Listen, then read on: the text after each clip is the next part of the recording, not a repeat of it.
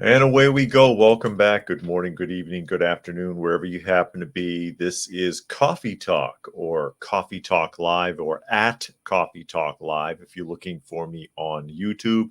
I can also be found on Prepper University on YouTube. And of course, this broadcast is live and simultaneously broadcast on both of those channels, as well as Fistful of Radio, fistfulofradio.com, podcasting out of Atlanta, where you can find me Monday through Thursday at 4 p.m. Eastern Standard Time and Friday at noon. For those of you who are listening and not able to watch, if you ever wanted to join the conversation, you can find me on Coffee Talk on YouTube, as previously stated. And also, for those of you who are listening and not able to watch, I do try to go through as many of the comments as I can so that you can get the gist of the conversation. Isn't that right, Dusty? Of course, I've got Dusty here keeping me company, one of the strays that we take care of. I don't think she really counts as a stray anymore. I think she's a permanent fixture at this point. As I'll read through some of the people that are joining us today, I see Helter is here, Dragon, Bams, Keisha, Monkey, Urban, Boogers, Preparedness Veteran, Doc Galt is here. Those are some of the people that have chosen to put themselves out there to let me know that they're watching. I see all people as we get ready to dive into the news. And of course, we're back at our regular time slot of 2 p.m. Eastern Standard Time on Coffee Talk. I had to do it earlier on Friday because that was my anniversary. Urban says, if it's a slow news day, could you mention about what happened in the Canadian Parliament on Friday, although most people aren't even aware as the media is trying to play it down? No, I haven't seen anything about the Canadian Parliament on Friday, actually. So there you go. No, it's not in the media because I didn't see anything about Canada in the blurbs, in the news blurbs. And all people said, we prayed that you and Miss Coffee Talk would have a great anniversary day. Well, thank you. I appreciate that. And Rock Valley also says that hope that you enjoyed your anniversary. If I'm with my wife, I'm enjoying myself. It's as simple as that because we get along really well as we get ready for that. And yeah, give me a clue on that, Urban, and I'll look it up and I can hash it out tomorrow. Look for some news articles on it and try to hash it out tomorrow. But you're going to be expecting and seeing a lot of that as Canada moves closer towards totally censoring media, which is why I couldn't find anything on what happened in Canada on the 20th. I had a really, really hard time finding a proper article to even discuss the million-person march that they tried to do. Canada buried it. So I guess we can go ahead and start picking into some of what's in the media. What do you think, Dusty? Should we get started here? Dusty's soaking up the attention. And we'll jump into New York. Is it New York where this is going on? I think it's, it's New York. New York, thousands of migrants. Because, of course, that's a huge issue, and that's all over the world at this point, in the Western world anyways, because they're not running to Africa, they're not running to South America, they're not running to Asia unless they're looking for a way into one of the Western countries. And there's Bingo. Bingo's joined us today. This comes from the Daily Caller. It says thousands of migrants set to hit the streets as New York to start evicting from overwhelming shelters. So first, they want to change their right to shelter law that's been on the books for, I think, 42 years. Then they want to make a public announcement, or the governor did, don't come here, leave us alone. We have no more room for you. Now they're evicting them. And there's the mayor. As we look into the article here, we try to, it's bouncing around a little bit. New York City, as we read in, could start to evict single adult migrants from shelters on Saturday in an effort to dissuade new migrants from coming to the sanctuary city, according to Politico. New York is struggling to provide care for the 60,000 migrants currently in shelters And Democratic New York Governor Kathy Hochul and Mayor Eric Adams have been in disagreement on how to respond to the crisis. With shelters pushed past their limits, the city will stop sheltering single adults after 60 days, and thousands will start being evicted as soon as this weekend, Politico reported Friday. New York has seen the arrival of more than 110,000 migrants since the spring of 2022 and has spent more than $2 billion on the crisis, according to Politico. In early September 2023, Adams said the migrant crisis, quote, will destroy the city. And he previously announced a state of emergency in October of 2022 due to the massive influx. The city's already destroyed. It's been dying for years. Now you want to say it's being destroyed. A policy by Adams hopes to limit the number of asylum seekers by restricting the time period migrants are allowed to stay in shelter. The shelters will stop housing single adults after 60 days, but the administration might further reduce the time period to 30. And that's just the tip of the iceberg, because first it'll be just adult males, and then they'll start kicking everybody out. And that's 60,000 just in the shelters. How many have you got holed up in hotel rooms and motel rooms all over the city that the taxpayers are paying for? Quote, if you're going to leave your country, go somewhere else, Hochul said during an interview with CNN on Thursday. Yeah, I read that day. We have to let the word out that when you come to New York, you're not going to have more hotel rooms. We don't have capacity, so we have to also message properly. And that, why would they listen? Why would they listen when you've been accommodating this for years? You've been pandering for years. Now all of a sudden you want to act like it's a problem and they're supposed to listen to you. There's apps to bring people into this country. We discussed that last week, that they have freaking apps. Department of Homeland Security has an app for guiding migrants into the country on flights, what state to go to and where to go when you get off at the airport, so that you can seek asylum. 210,000 people since January have flown into the country under that program. People didn't even know it was happening. It was only brought out in the media like a week ago. And Stacy is here. Happy Monday, good vibes, they say. And Holly Issa is here. Preparedness says, what did they think would happen? This recipe for disaster is about to boil over. That's right. It is. And Armored says evicting them is racist. I know what you mean by that. The Elmer Fudd version of the term. It's racist. But then you're going to compound the problem, because you got all these people, you don't know what their background is, you don't know if they're criminals or not, you don't know how safe it is, and you're going to take them and you're going to dump them in the street. You're having enough trouble with crime with these people, and they have somewhere to go. What's going to happen when they're going to be sleeping in the alleys? Doc says, send them all to Adam's house. Yeah, really. Rock Valley says, problem, reaction, solution. Exactly. And Urban says, Zelensky visited Canada. Okay, and made a Russophobic warmongering speech, and Trudeau with his unhinged speech. Then the entire parliament, over 300 people, clapped for a 98-year-old SS veteran. Really? Wow. Keisha said, our shelters here, you can only stay for 6 weeks. Well, if you're a migrant, apparently you can stay indefinitely in some places. And preparedness is housing and handouts for life is what they expect when they arrive. Interesting to see what happens next. They're going to turn violent. And I'll tell you what, especially if they're from the Middle East, they love throwing rocks. Ask anybody in France. Helter says, Mayor Adams has hit a new low with this incident. U.S. citizens should vote out the Democrats from the federal offices. Armand says, I'm surprised San Francisco isn't flooded with migrants. And Stefan is here. He says, what's up? Thanks for joining us today. And Dragon says, illegal immigrants, not asylum seekers. Yeah. And again, I always emphasize on that. It's about the wording. They call them asylum seekers or migrants, but that's not really what they are. But the media doesn't want to call it what it is, because they want to pander. They want to be politically correct. And it's not always fair, because you're not getting the whole truth. That's equivocating the truth. But now the solution is apparently to to limit the shelters and start kicking people out.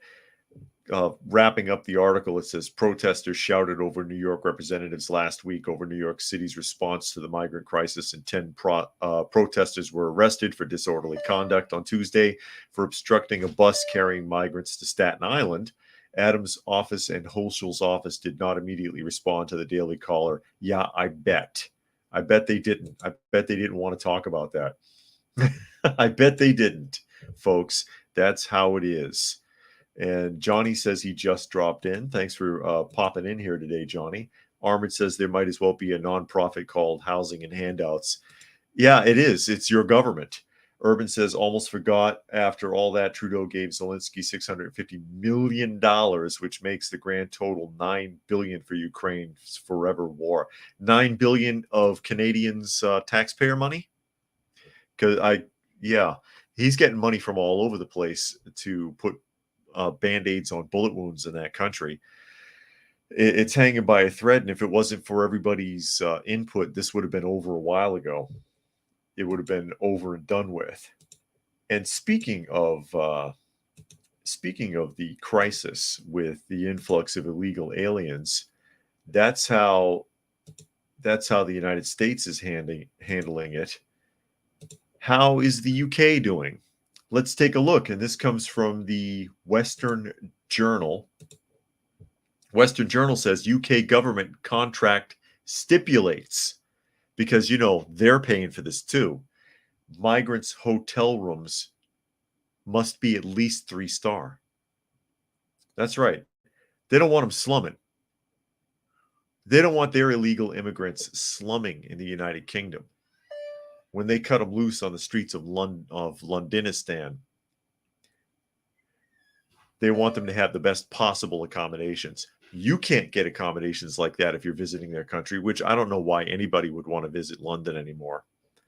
But yeah, minimum 3-star, minimum. And Urban confirms, yeah, that's taxpayer money. Of course, that's your money they're wasting. Dipping into the article here.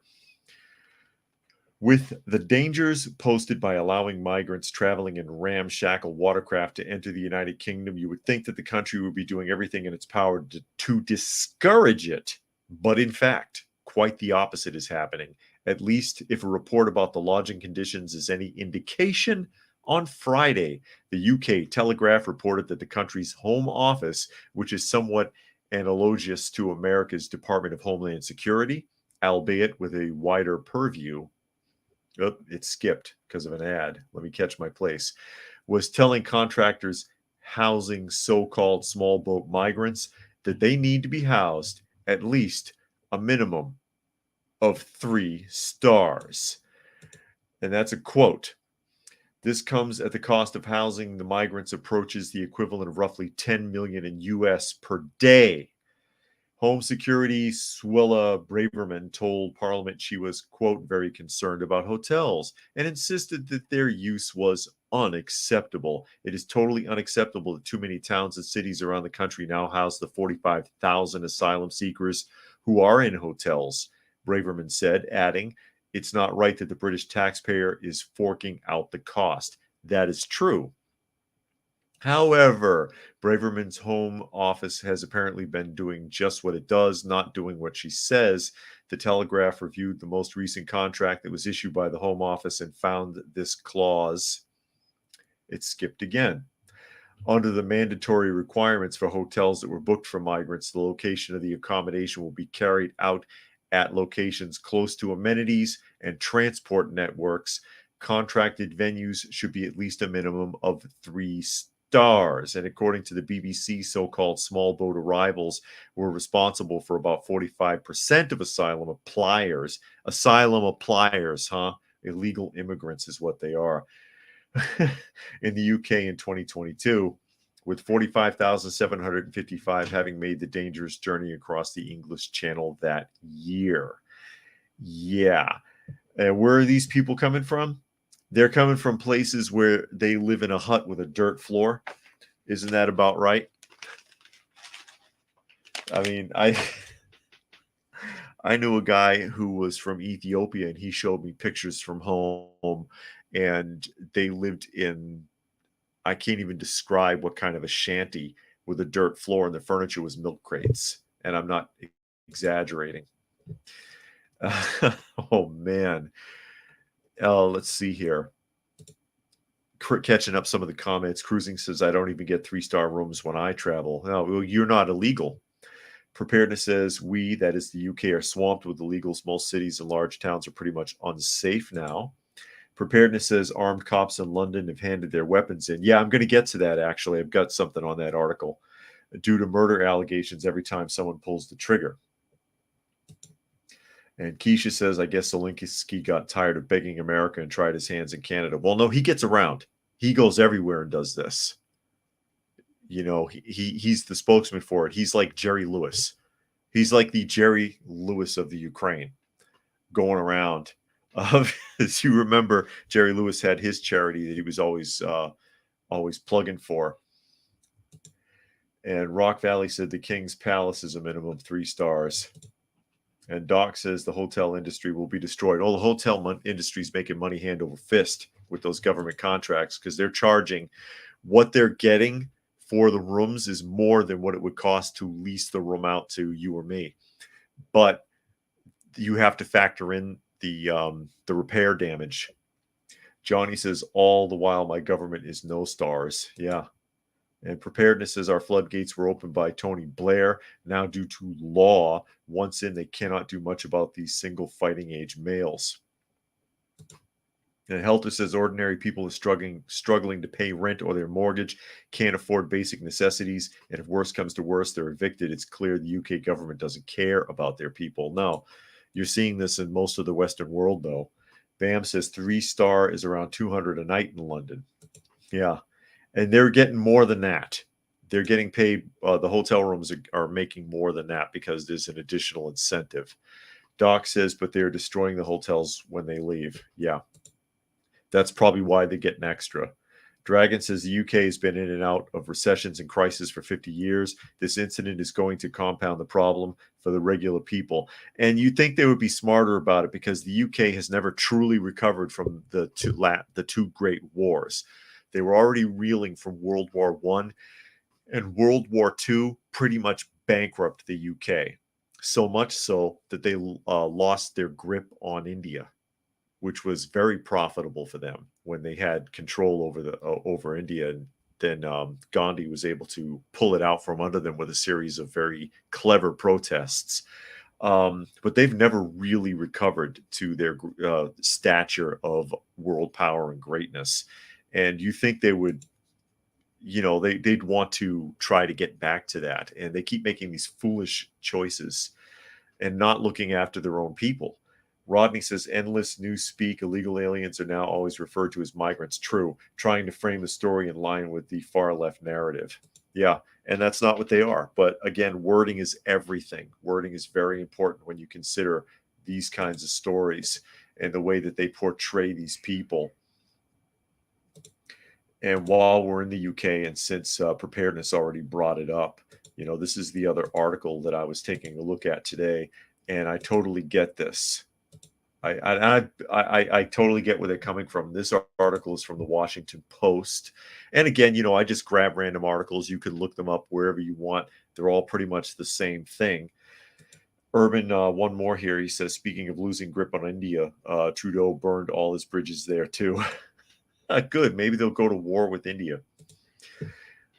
In the Washington Post, it says some UK police refuse their guns after officers charged in shooting death. Reading into the article, police officers in London are stepping back from armed duty after a member of the Metropolitan Police Service was charged with murder last week in the fatal 2022 shooting of an unarmed black man. Yeah, they're making that a racial issue, I guess. Because if he shot a white guy, they wouldn't even say it. They'd say a fatal shooting of an unarmed man is what it would say. An unspecified number of officers with the Metropolitan Police are no longer carrying firearms, quote, while they consider their position. According to a statement from the police service, the number of officers pausing armed duties has increased in the last 48 hours.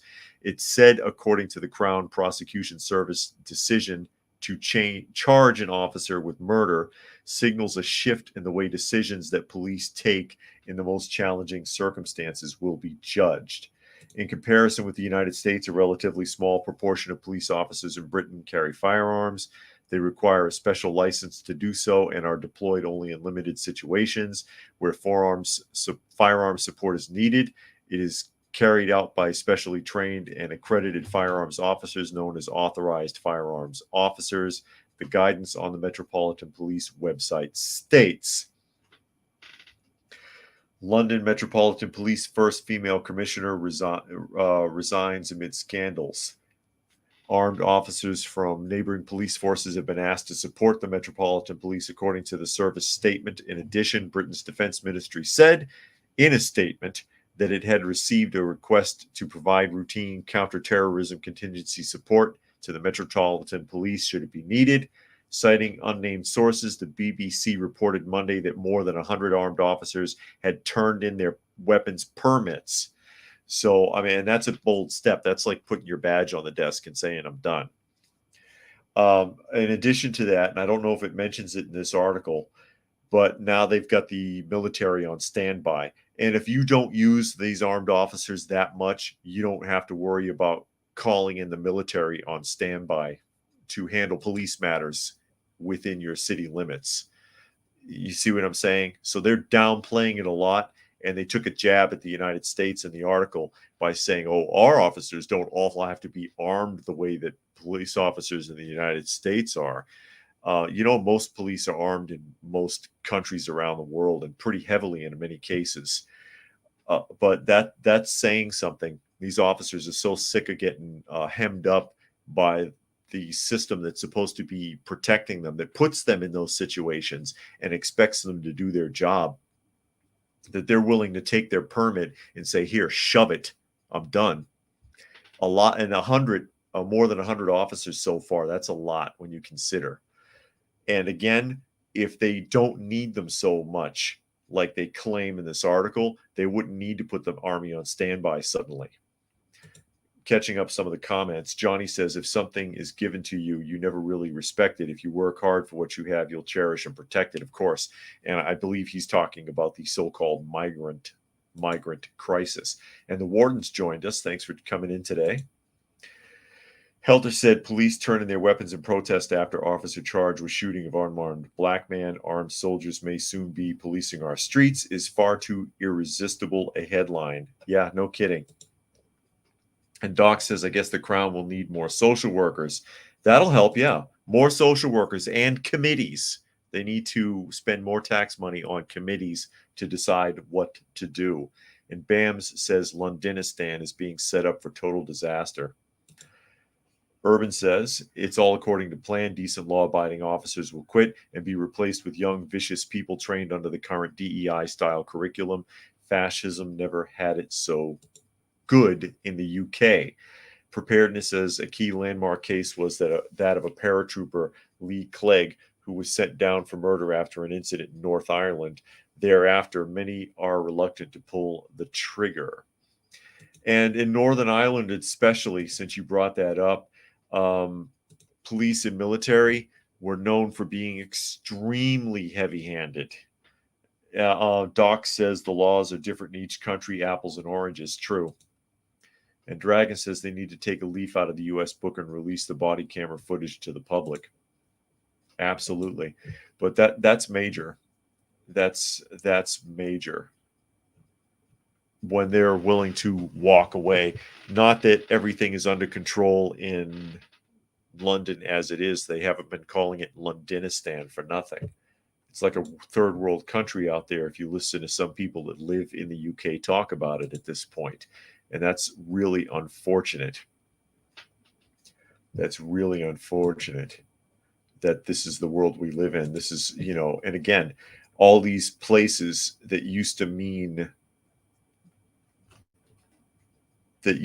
so much, especially when you talk in terms of international travel or places that you'd want to go to visit. Oh, one day I'd love to go to the Taj Mahal. One day I'd love to go to the Sydney Opera House. One day I'd love to go to see Big Ben and the Palace. I'd love to go to the Eiffel Tower. And now people don't even want to go to those countries.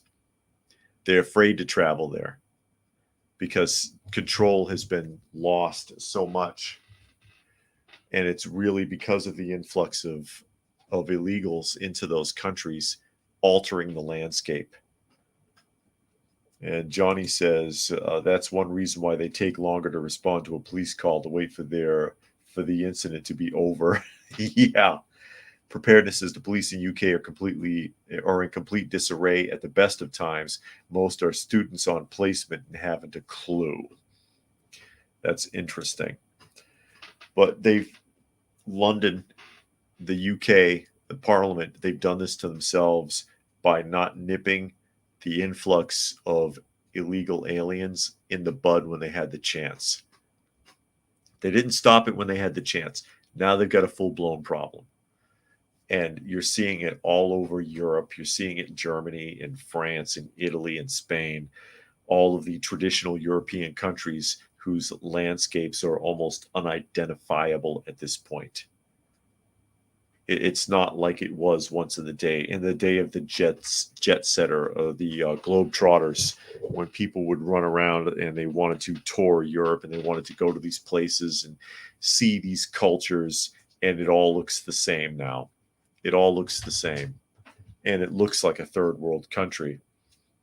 Preparedness says same all over. It's been allowed to happen. Yeah, and I don't know. I guess their plan is to destroy the fabric of their own country so they can rebuild it. Do you really think you're going to be able to rebuild it into your image of utopia? It's not going to happen. It's not going to happen. It's not going to come out the way you expect. It's going to be a disaster. I'm just waiting to see what happens with all these so-called 15-minute cities. It's called a housing project, and it's never worked out. It's never worked out. Doc Galt says, I live in a very small town in Indiana, and our sheriff's department is begging people to apply. No one wants to be an officer these days because you can't be allowed to do your job. You're either joining something that's corrupt and don't trust it, and there's a lot of corrupt people in law enforcement, or if you do your job, you're going to end up in trouble. Why would you want that? I'm either going to have to work with people I don't trust, or I'm going to get hemmed up if I do my job. Who wants to work under those kind of circumstances? I wouldn't trust it. I wouldn't trust that at all. That's scary. That's a damn mess. Now, jumping back to the United States, we talked about Donald Trump last week because he said, as far as migrants are concerned, he wanted to invoke an old War Powers Act that's still on the books to start throwing them out if he gets reelected. There's something else he wants to do that I think is interesting. And this is in an article in Newsweek.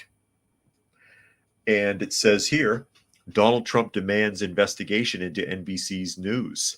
Enemies of the people, he calls them. One more comment, and we'll read the article. Urban says the only ones who want to be officers will be like that blonde woman who headed the SWAT team to arrest an autistic teenager for saying nothing. Yeah, right. And then Johnny says, same with New York City. It used to be a beautiful city. I'm surprised illegals haven't taken over and covered Staten Island with themselves just to be on TV. Exactly. And here he is.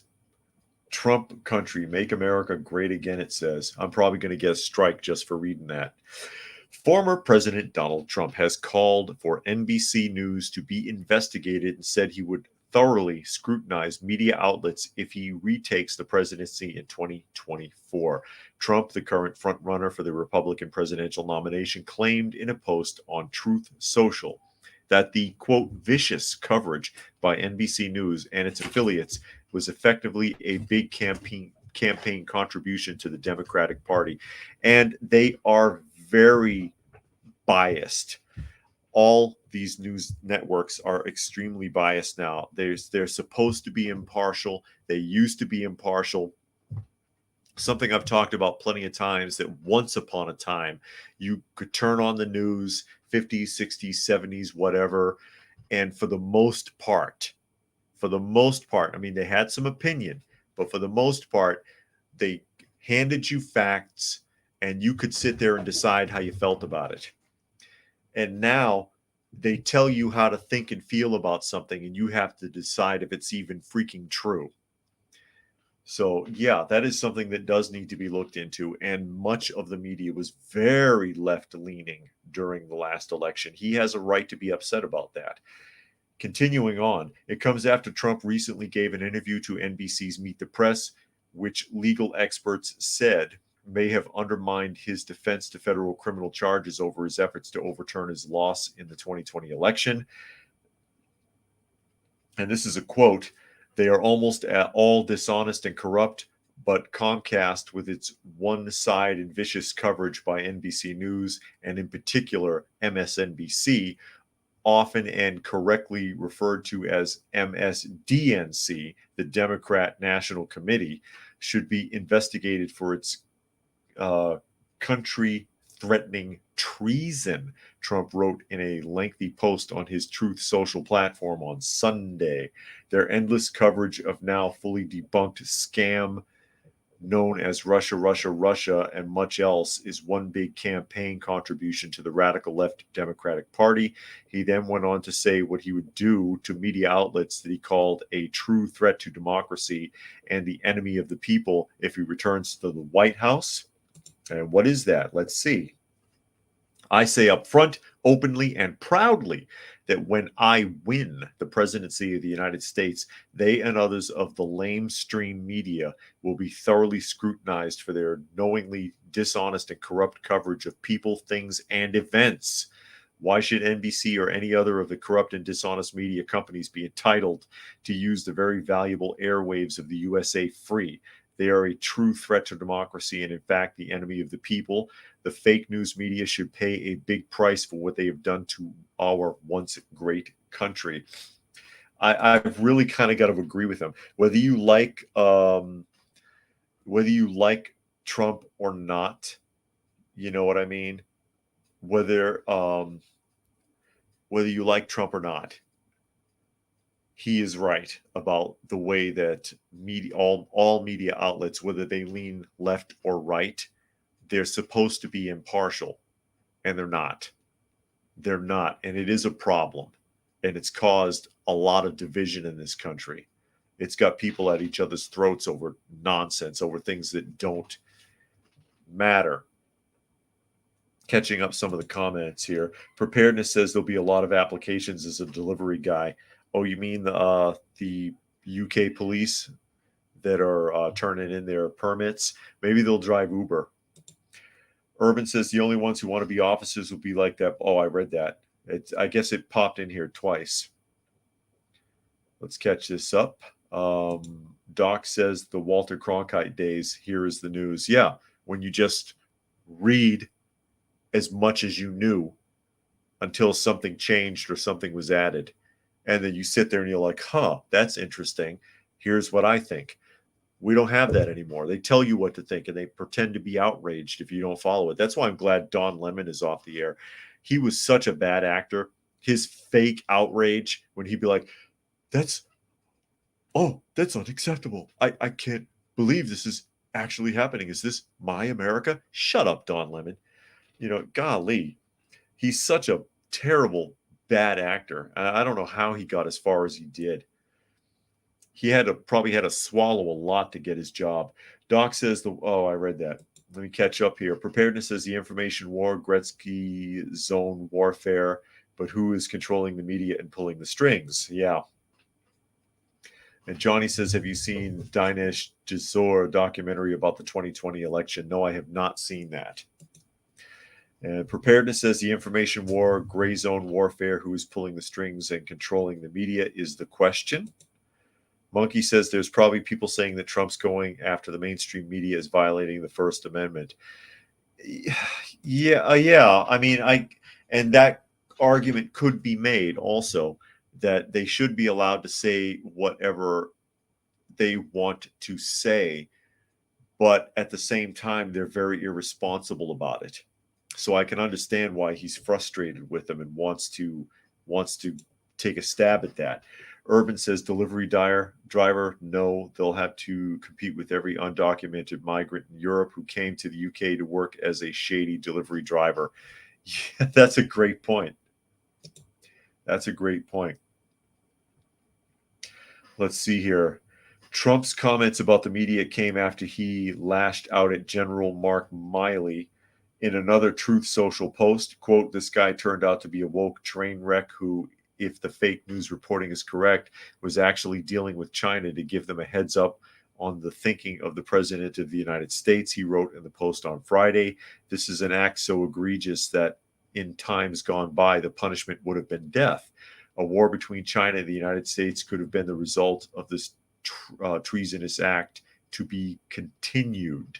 Yeah, that's a good point too, because once upon a time, treason was an executable offense, and I think that's still on the books. It's just that nobody does it. And Deanna says, I liked Peter Jennings. He would question accounts that did not add up, such as WTC occurrence. And Johnny says, yeah, but the media cannot just say whatever they want because defamation of character. Yeah. And then slander. Are they slandering people? Is what they're saying even true? Because a lot of stuff that has been coming up in the media the last few years has turned out to not even be the truth, but they report it as if it is. And if it's just opinion, do that. Have your separate show where you state your personal opinions or the opinions that they wrote for you, that your handlers wrote for you, and you pretend like it's your opinion so you can keep getting paid. You know, like Anderson Cooper, uh, who doesn't have an honest opinion at all. I'm sure it's whatever the biggest paycheck is, and he gets a pretty big damn paycheck. All of these guys are getting paid a fortune to lie to you, to mislead you, to be deceptive, to cause harm. It's incredible. And they're sellouts. You got to imagine. I like to imagine that everything the Bible says is true about when you get to your final judgment, that everybody has to get to a final judgment and that they have to stand there and account for themselves. And there's no attorney for you in that situation. Hey, you did this, this, and this. What do you have to say for yourself? Well, that's cute, but here's my ruling. All these people who sold out their souls, their 30 pieces of silver, so that they can lie to the people, and it doesn't occur to them that, or maybe they just don't care how much damage that does, how much damage it does to sow that division into the people and have us fighting with each other constantly. Melinda says, at this point, I watch my news on YouTube and Twitter. Yeah, no kidding. And Doc says, the current thinking of the president of the United States, ice cream, roaches, Ukraine, climate change, going to bed. You left the kids out. And Boda Boom says, we are at the edge of World War III. Feels that way, doesn't it? Really feels that way. One more here. We'll get to the next article. Urban says, hopefully St. Peter's having a good day guarding the gates. Hey, migrant crisis at the gates of heaven. Only they don't get to climb over. Gates electrified. Deanna says, don't forget getting close for getting a good sniff. Oh, yeah. Talking to Doc there. Got to sniff their hair. Got to sniff their hair. That's how that works. And let's see here. As where'd that other one go? Oh, and speaking of which, remember in that article, Trump was quoted as saying that they made everything about Russia, Russia, Russia, right? That Russia, Russia, everything was Russia, Russian collusion, Russia interfering with elections, Russia this, Russia that. Guess what? Here's Breitbart, and this is about Hillary Clinton. Quote, he'll do it again. Hillary Clinton warns of 2024 Russian election interference. Oh, here we go again already. And there's the two of them. Oh, they were real chummy when she didn't think she was going to lose the election. right? Remember that. Always remember that. Failed former presidential candidate Hillary Clinton, I like how they worded that, has warned that Russia could allegedly interfere with the U.S. elections in 2024. Oh, say it isn't so. Say they wouldn't do that. You got to be kidding. Speaking with former White House press secretary Jen Psaki, Hillary Clinton said that Russian President Vladimir Putin could indeed interfere again.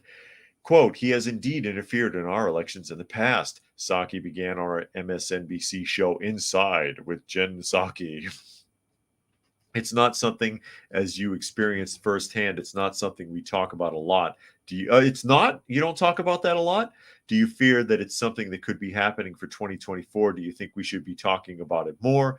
Clinton said that she had no doubt that Putin interfered with the previous 2016 election, wherein she lost to former President Donald Trump. Maybe it's just that nobody likes or trusts you, Hillary, even within your own party. Maybe that has something to do with it. No, she lost because of Russian interference. That's got to be the reason. And she's still on that. She's still on that. Quote, I don't think despite all of the deniers, there is any doubt that he interfered in our election and that he has interfered in many ways in the internal affairs of other countries, funding political parties, funding political candidates, buying off government officials in different places, she said. America doesn't do that. America doesn't do that in other countries, including Russia? Okay. Quote, he hates democracy. He particularly hates the West. Well, maybe if you stay out of his business, he wouldn't hate the West. And he especially hates us and has determined that he could do two things simultaneously. He could try to continue to damage and divide us internally, and he's quite good at it, she added. So is the American government. They've been damaging and dividing us internally for years. It goes on constantly. Clinton even claimed that Putin worked so hard to keep her from the White House because he wanted to expand his reach and seize more territory. Part of the reason he worked so hard against me is because he didn't think that he wanted me in the White House, she said. So if that's the case, then Biden would have lost too.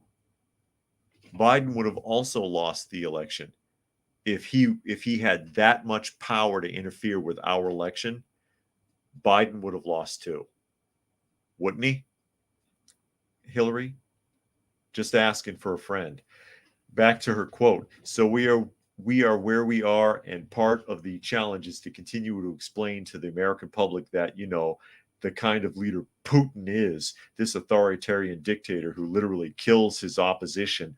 Oh, look who's talking, Mrs. I have 46 friends who committed suicide, kills journalists, poisons people who disagree with him, invades other countries, interferes with our election.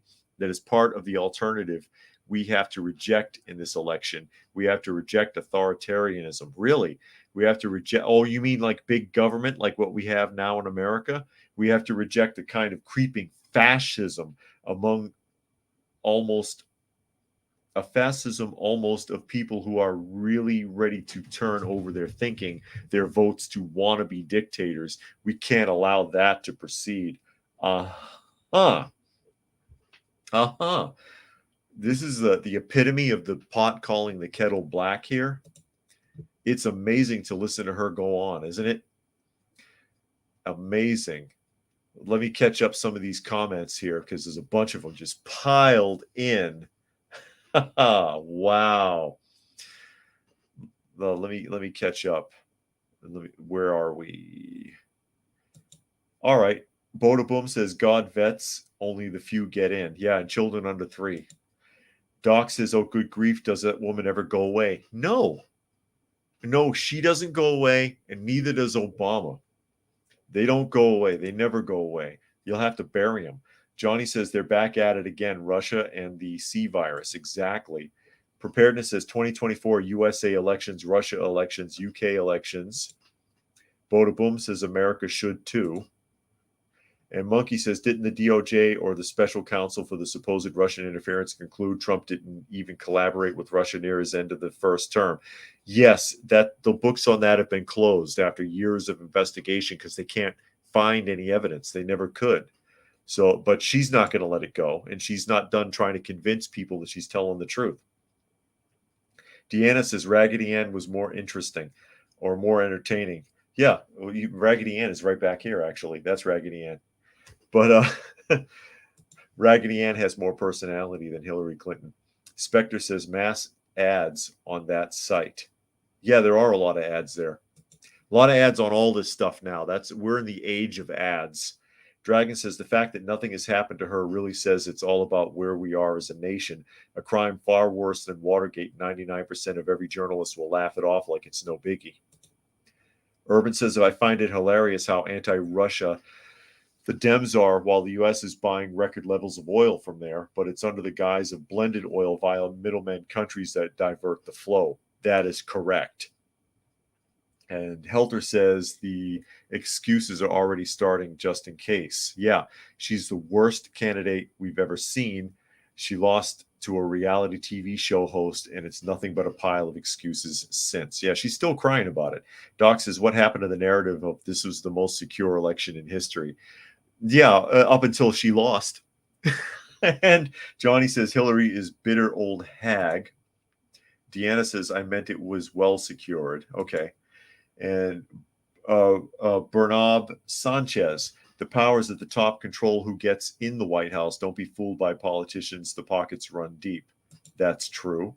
Take America Back says, look her up tour. Lock her up tour 2024. I see what you said. Okay. And Melinda says Biden did lose. Yeah, tell him that. And Bada Booms did you see 100,000 Russians without power, bright lights seen beforehand? I did not hear that. And Monkey said, I remember Hillary saying to Pokemon, go to the polls. God, that was cringe with boomers trying to relate to young folks. I thought it was pretty cringy too when Beyonce had a free concert to promote Hillary Clinton where Hillary came out and gave a speech and the stadium was almost empty. It was probably like 15% of the seats were full. You know what I mean? So, yeah, she's still on that. Still claims that she was cheated, trying to blame Russia for the election. And again, if that was true, Biden would have lost also because Putin would have fixed it for his boy, right? Yeah, never happened. And then she accuses Putin of things that she herself is very likely guilty of, even though we're not allowed to talk about that. We're not allowed to talk about it, ladies and gentlemen. It's unfortunate. And Take America says Saint Peter is Russian, and he says that's a joke. No problem, Take America. It's okay. It's okay. And while we're on Russia, and this just goes to show you how screwed up this all is. This all goes to show you. Real quick here, another comment. Bingo says the Russian blackout was in St. Petersburg. If you want to look it up later, it's hard to find in the news. I bet it is. And Boda Boom says we need to form groups and walk in front of our state houses and demand change. Yeah, it'd be nice. Oh, and Daniel's here. If anybody was looking for Daniel, there he is. Hey, buddy. How you doing? Oh, no, that's not Daniel. I'm sorry. That's Miss Kitty. Who was asking about Miss Kitty last week? Hey, dear. There she is. Somebody was asking about Miss Kitty last week. Let's get in there. Uh-oh. There she is. Somebody asked about Miss Kitty, how she was doing, because they said they hadn't seen her in a while. And Take America says, always do or believe opposite of what government says. If government really, really wants you to do it, something's wrong with it, as we found out from the poke. You know what I mean? If they really want to push you, they really want you to get this health care, they really want you to get this shot, they really want you to do this and that, you should be a little nervous. Johnny says, funny how they wanted to hear Trump say he would accept the results if Hillary won. Now she cannot accept the results. They always say that. And Melinda says, until we get those crooks out of office, this will continue. I do feel this is all planned. That's unfortunate. But here's the narrative. It shows you how screwed up everything is. Okay. This is another one from Newsweek. And it says Russia appears ready to accept Crimea as Ukraine's on one condition. Are they? Because I read another article. I didn't pull it up, but I read another article that came out just before this one, saying that Russia is giving them a final ultimatum: surrender or completely perish. So which is it? You don't know what to believe in any of this. It's ridiculous. Covering the article, hold still. Russian Foreign Minister Sergei Lavrov has appeared to back the territorial integrity of Ukraine agreed upon after the breakup of the Soviet Union, when Crimea was internationally recognized as part of the country Moscow had invaded. Ukrainian social media users noted Lavrov's responses at a press conference on the sidelines of the United Nations General Assembly on Saturday when asked whether Russia will recognize the sovereignty of Ukraine. Russia illegally annexed Crimea in 2014, and Kiev has repeatedly stated that one of its war aims is the recapture of the occupied peninsula, which has been the scene of a series of recent high-profile strikes conducted by Ukrainian forces. And there's a real glum-looking individual right there. He looks like he cries himself to sleep every night. Lavrov said that in 1991, Moscow recognized the sovereignty of the Ukraine on the basis of the Declaration of Independence, which it adopted upon leaving the USSR, in which Crimea was considered to be under the control of Kiev. He said that the declaration contained a lot of good things, which formed part of Ukraine's constitution, including protecting minority rights and the status of the Russian language. One of the main points for us was that Ukraine would be a non-aligned country. It would not enter into any military alliances. Lavrov said, under those conditions, we supported the territorial integrity of the state. This reiterates one of the Kremlin's justifications for its invasion, namely the alignment of Kiev towards NATO and the encroachment of the alliance on Russia's borders. I wouldn't be surprised if all of this turns out just to be a push to keep NATO valid, to add viability to NATO. I'm having a hard time even finding what this article is actually about, because it's just kind of blithering on. I'm almost sorry I opened it now. So what's the point here? The point is we don't know what the hell's going on. Quote, we have no problem with the territorial integrity of Ukraine. It was destroyed by those who carried out and supported the coup, whose leaders declared war against their own people and began to bomb them. Lavrov added, according to a transcript of his comments on the Russian Foreign Ministry website. Surprise, surprise, Russia recognizes the territorial integrity of Ukraine within the framework of the Declaration of State Sovereignty of July 16, 1990, wrote Ukrainian International Affairs advisor Anton Gerashenko. I don't think that's what that even means. But we don't know what the hell's going on in the Ukraine. We don't know what's going on in Russia. We don't know what they're really doing there. All we have is the narrative that we're being spoon-fed by the media, and we dare not go against it. And there are many people who are seriously bought into all of that. As, again, I allude to the one person from Sweden who was in the live chat last week who said that we need to help the Ukraine all we can because Russia's going to attack all of Europe. You have no way of knowing that. But that's the spin. So, and then one article says that they recognize Ukraine. One article says Russia is about to give up. One article says Ukraine's about to give up. One article says that Russia is going to completely annihilate Ukraine. We don't know what's going on. We have no idea. Let's see. Boda Boom says we have had our presidential doomsday plane flying with transponder off and our nuclear planes too, which is unusual. And Bingo says he's got to go. Well, thanks for joining us today, Bingo. Uh-oh. Who's that? Come here. Sorry, I got attacked by a kitten. He's trying to climb up the back of my chair. Say hi to everybody. Urban says, fun fact, in 2017, the Russian Orthodox Church adopted St. Patrick as a proper saint, but the Julian calendar makes it on March 30th, so Russia gets to celebrate St. Patrick's Day twice, the 17th and the 30th. Kitty, don't eat my hand. What's the matter with you? Preparedness says Russia will never accept Ukrainian sovereignty. Yeah, because they had possession of it for too long. They lost it when they lost a lot of those small countries that annexed after the Berlin Wall fell. And preparedness says the West doesn't want an increased Russian influence on the doorstep of the EU. Boda Boom says Ukraine's new ambassador is a real witch. She is for real.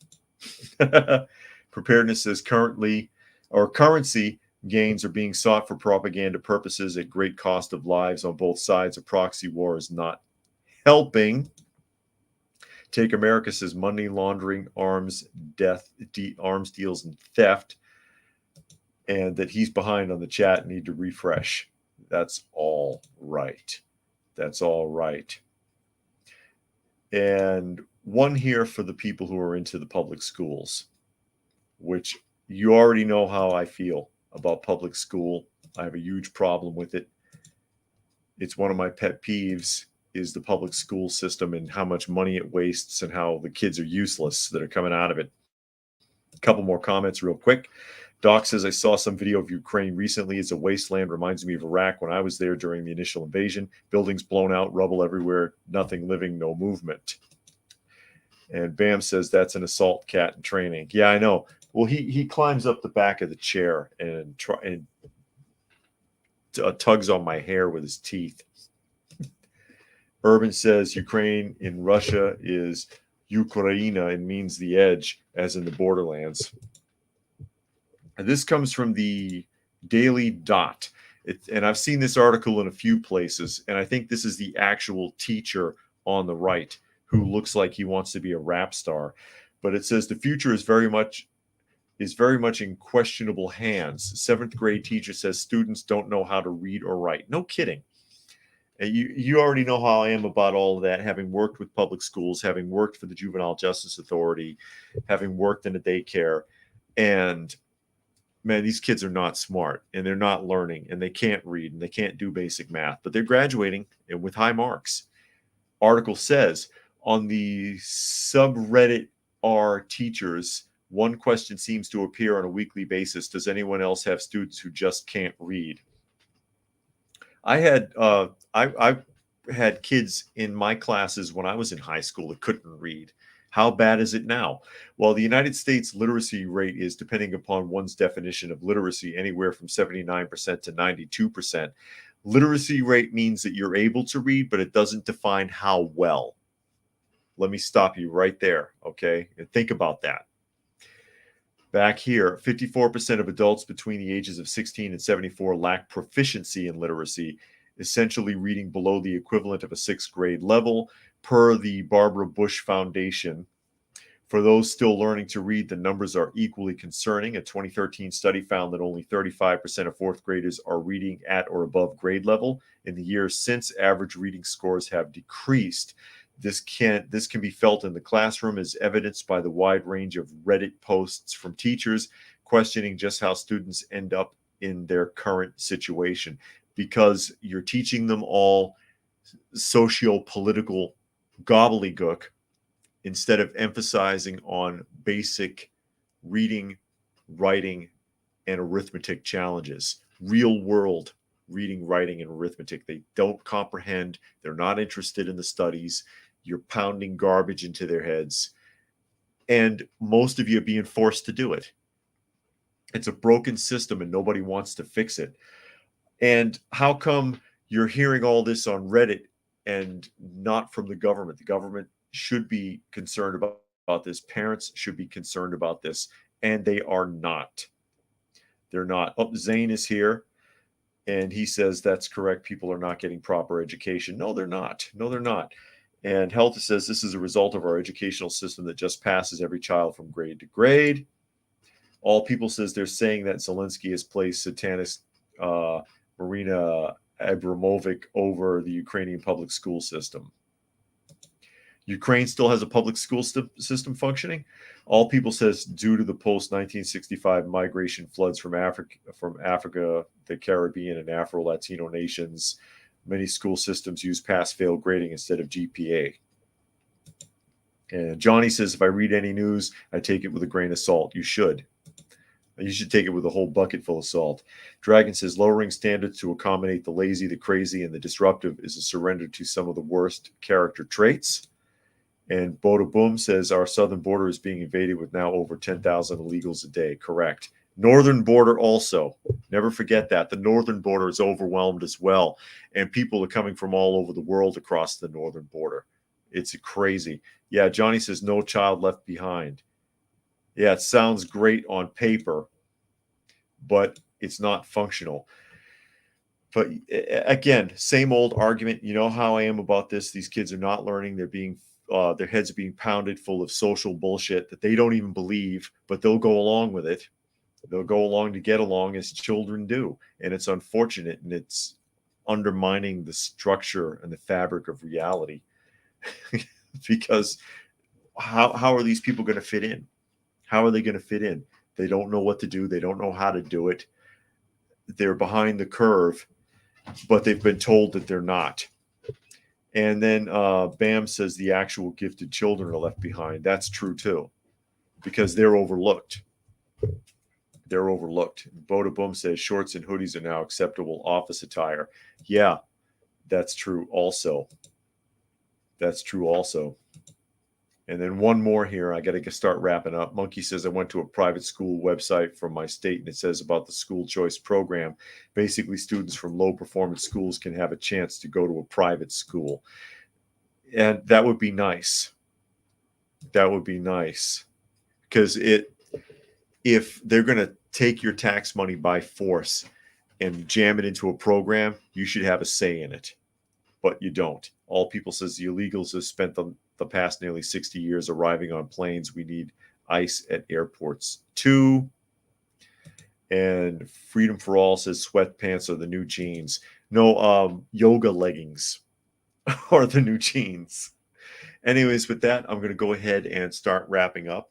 Thank everybody for joining us this afternoon. I hope you got something out of the conversation. Again, this is Coffee Talk, or if you're looking for me, if you're listening and not watching, it's at Coffee Talk Live on YouTube or Prepper University on YouTube. And again, sharing on fistfulofradio.com, podcasting out of Atlanta, Monday through Thursday at 4 p.m. Eastern Standard Time and Friday at noon. So, again, thanks everybody who was able to join us today, and we will see you again tomorrow.